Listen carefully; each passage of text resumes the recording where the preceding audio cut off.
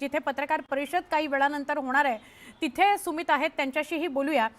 सुमित, जसं बैठक सुरू आहे अजूनही पत्रकार परिषद व्हायची आहे आणि वातावरण थोडं बैठकीमध्ये तापलंय असं कळतंय। हतबलता आहे का मुख्य निवडणूक अधिकाऱ्यांची? या सगळ्यांचं शंका निरसन होत नाहीये का? बरोबर आहे, शंकेचं निरसन होत नाहीये, कारण मुद्दे वेगवेगळे आहेत, खूप जास्त आहेत आणि तेच मुद्दे सातत्याने आहेत, मात्र त्यावरती कोणतं उत्तर मिळत नाहीये। आणि म्हणूनच हे प्रश्न विचारले जातात, हे प्रश्न वेगवेगळ्या पद्धतीने विचारले जातात। एकच मुद्दा जर तो 10 वेगवेगळ्या पद्धतीने किंवा 10 वेगवेगळ्या अंगांनी विचारला जातोय, कारण त्याचं निरसन होणं गरजेचं आहे। तो मुद्दा थेट निवडणूक आयोगापर्यंत पोहोचणं अत्यंत गरजेचं आहे आणि म्हणूनच ते मुद्दे उपस्थित केले जात आहेत। कारण मतदान प्रक्रियेमध्ये घोळ होतोय। मतदार याद्यांमध्ये अचानक काही नावं वाढतायत, काही नावं कमी होत आहेत, काही ठिकाणी बोगस मतदान होत आहे आणि काही ठिकाणी कोणाचं मतदानामध्ये नावच निघत नाहीये। या सगळ्या गोष्टी घडतात आणि नेमकं एक ठराविक कालावधी असतो, म्हणजे जर निवडणुका आता होणार आहेत 6 महिन्यांनी, तर त्याच्या काही महिने आधी किंवा त्या शेवटच्या तारखेपर्यंत हे मतदान होतं किंवा मतदार प्रक्रियेमध्ये मतदारांची नावं ॲड केली जातात, टाकली जातात। पण निवडणूक होत असताना अचानक ही मतदारांची नावं कशी काय वाढतात, हा प्रश्न जास्त महत्त्वाचा आहे आणि म्हणूनच बोगस मतदान होतं असं म्हटलं जातं।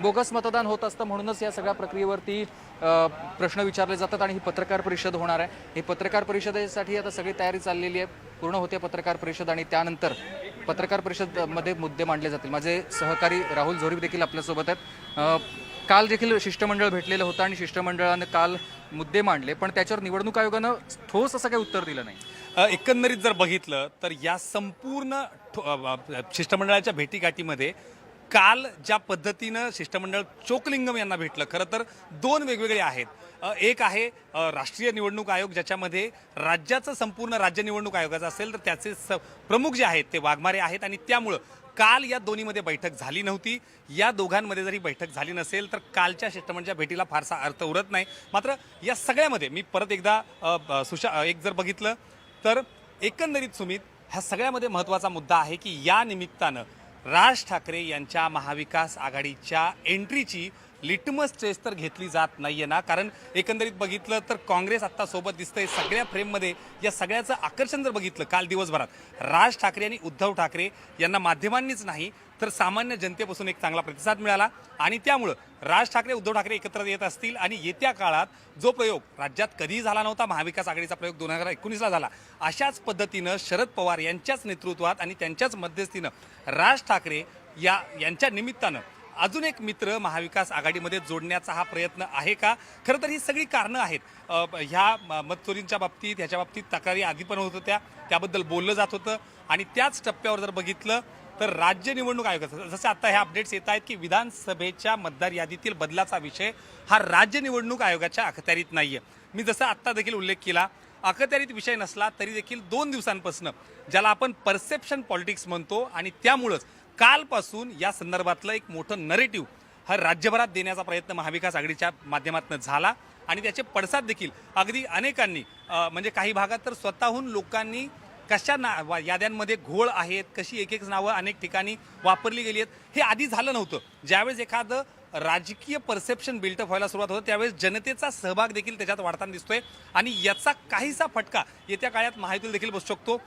याच सगळ्या पार्श्वभूमीवर बिहार निवडणुका देखील आहेत, ज्या पद्धतीनं राज ठाकरे यांनी काल व्हीव्हीपॅटचा मुद्दा मांडला होता की त्याशिवाय निवडणुका होऊ नयेत आणि जर असं असेल तर मग निवडणूक करायची कशाला, याबद्दल देखील त्यांनी जाहीर नाराजी व्यक्त केली होती। त्यामुळं एका बाजूला मतदार यादीचा घोळ, मतदार यादीत असणाऱ्या अनेक नावांची पडताळणी, त्याबद्दल असणारी सगळ्यांचे आक्षेप आणि दुसऱ्या बाजूला राजकीय अर्थातच जो प्रयोग महाविकास आघाडी म्हणून 2019ला झाला, त्याच महाविकास आघाडीमध्ये राज ठाकरे यांच्या निमित्तानं एक नवीन मित्र जोडण्याची लिटमस टेस्ट शरद पवार हे परत एकदा करताना येत आहेत का, हे देखील पाहावं लागेल। पण दोन्ही नेते एकत्र येतील किंवा आता लिटमस टेस्ट असं तुम्ही म्हणताय, पण आणखी आता तुम्ही मंत्रालयात देखील असता, मंत्रालयाचं तुम्ही कामकाज पाहता नेहमी। आता मनसे अध्यक्ष राज ठाकरेंना जसं निमंत्रण दिलंय तसंच निमंत्रण देवेंद्र फडणवीसांना दिल्याचं संजय राऊत म्हणालेले होते। हे राजकारण असावं किंवा तो भाग वेगळा आहे सगळा, पण प्रशासकीय कामकाज किंवा मंत्र्यांचं यावर सगळ्यावर काय म्हणणं आहे? एकंदरीत जर बघितलं तर मतचोरी, मतदार यादींमध्ये असणारा घोळ हा राष्ट्रीय पातळीवर एकीकडे काँग्रेसचे नेते राहुल गांधी यांनी जेव्हा सुरुवात केली, भाजपची स्ट्रॅटेजी याबद्दलची दखल न घेता कसं जास्तीत जास्त या विषयाला टाळता येईल अशीच राहिलेली आहे। आपण बघतो की राहुल गांधी यांच्याबद्दल वारंवार वक्तव्य करताना मुख्यमंत्री देवेंद्र फडणवीस यांनी ज्याला आपण चीटर आपण शब्द वारंवार वापरला आहे आणि ती एकच लाईन अगदी फक्त राहुल गांधी यांच्याच मुद्द्यावर त्यांना काउंटर देत राज्यातल्या कोणत्याही नेत्यावर न बोलण्याची भूमिका ही मात्र महायुती खास करून एकीकडे एकनाथ शिंदे असतील, एकीकडे भाजपचे सगळे नेते असतील आणि सर्वात महत्त्वाचं म्हणजे अजित पवार यांचं देखील स्टेटमेंट तितकंच महत्त्वाचं आहे.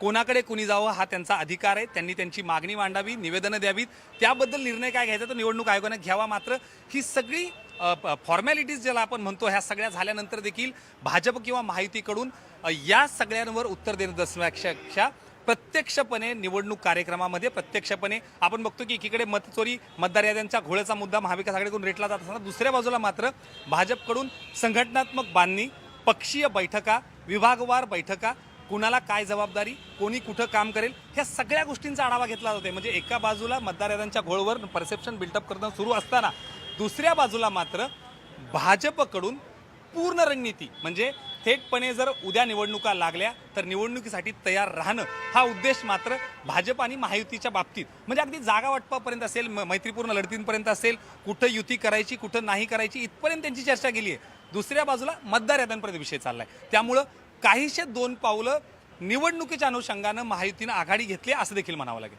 बरोबर, हा सगळा राजकीय समीकरणांचा भाग झाला किंवा त्या संदर्भातली ही सगळी स्पष्टोक्ती झाली. पण दुसऱ्या बाजूला आता इथे जी बैठक सुरू आहे म्हणजे प्रशासकीय भवन अगदी इथे शेजारीच आणि तिथेही बैठक सुरू आहे. काल त्यांचीच आयुक्तांची जेव्हा भेट घेण्यासाठी जे उपनेत्यांचं मंडळ शिष्टमंडळ गेलेलं होतं त्यांना भेटल्यानंतर एक प्रसिद्धीपत्रक काढण्यात आलं आणि त्या प्रसिद्धीपत्रकात काय म्हटलंय तर स्थानिक स्वराज्य संस्थांच्या निवडणुकांसाठी वापरली जाणारी विधानसभा मतदारसंघांच्या मतदार यादीत नव्यानं नावं समाविष्ट करणं किंवा नावं वगळण्याची कार्यवाही किंवा अन्य बदल करण्याचा विषय राज्य निवडणूक आयोगाच्या कार्यकक्षेत येत नाही. हाच मुद्दा कालचा होता आणि म्हणूनच जे 2 शिष्टमंडळ गेले त्या दोन्ही शिष्टमंडळांना वेगवेगळी उत्तरं मिळाली आणि वेगवेगळी उत्तरं नको आहेत. दोन्ही आयुक्तांनी म्हणजे मुख्य अधिकारी आणि आयुक्त या दोघांनी आमच्या समोर यावं, दोघांनी एकत्रितरित्या आमच्या प्रश्नांचा सामना करावा किंवा आमच्या प्रश्नांना उत्तरं द्यावीत, आमच्या शंकांचं निरसन करावं. कारण काय होतंय आता विधानसभा आणि लोकसभेच्या निवडणुका झाल्या, त्या निवडणुकांमध्ये जो काही घोळ झाला त्या घोळासंदर्भातले तर प्रश्न आहेतच. त्या व्यतिरिक्त आगामी महानगरपालिकांच्या आणि स्थानिक स्वराज्य संस्थांच्या निवडणुका आहेत, या निवडणुका देखील आता पारदर्शकपणे पार पडायला हव्यात आणि म्हणून हे दोन्ही मुद्दे एकत्रितरित्या विचारले गेले.